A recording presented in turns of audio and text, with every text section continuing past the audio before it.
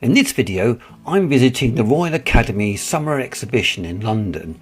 It's always a real treat, and I've exhibited here a few times myself, so it's always lovely to go along, if only to get a bit envious.